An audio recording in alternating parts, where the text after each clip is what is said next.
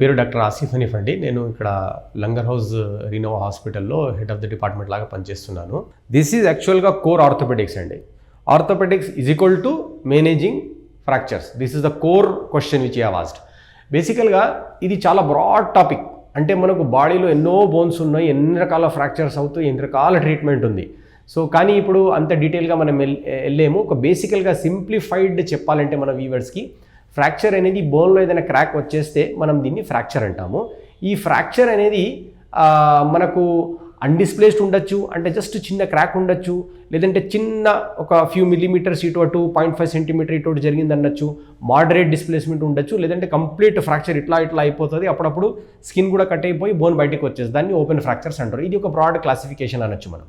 దీని ట్రీట్మెంట్ ఎట్లా ఉంటుందంటే, మరీ చాలా చిన్న హెయిర్ లైన్ క్రాక్స్ ఉంటే దానికి ఏం చేయకుండా ఆర్మ్ స్లింగ్ అట్లా నీ బ్రేస్ అలా స్ప్లింట్స్ ఇచ్చేసి పంపించేస్తాము.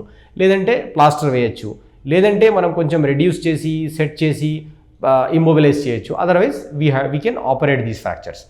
ఇప్పుడు ఆర్థోపెడిక్ కండిషన్ అనేసరికి what viewers have to understand is that మీరు ఒక 2 to 3 months టైం ఇచ్చేయాలి ఇంకా ఫ్రాక్చర్ మేనేజ్మెంట్కి.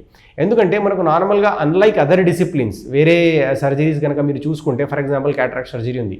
క్యాటరాక్ట్ సర్జరీ చేసుకున్న తర్వాత 3-4 daysలో you can see properly. 1 week తర్వాత 3rd, 4th, 5th day you can go out and carry on your routine activities. 1 weekలో ఆల్మోస్ట్ మీకు నార్మల్ లాగానే అనిపిస్తుంది.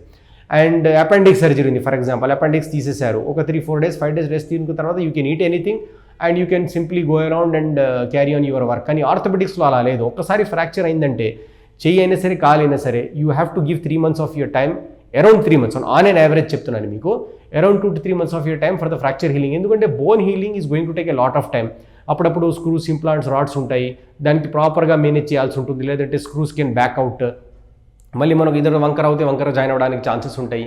కాల్లో మనకు ప్లేట్ అవన్నీ ఉంటే మీరు వెయిట్ తీసుకోవడానికి ఉండదు, చేయిలో ఉంటే వెయిట్ పట్టుకోవడానికి, లేదంటే మూమెంట్స్ బైక్ డ్రైవ్ చేయడానికి ఉండదు.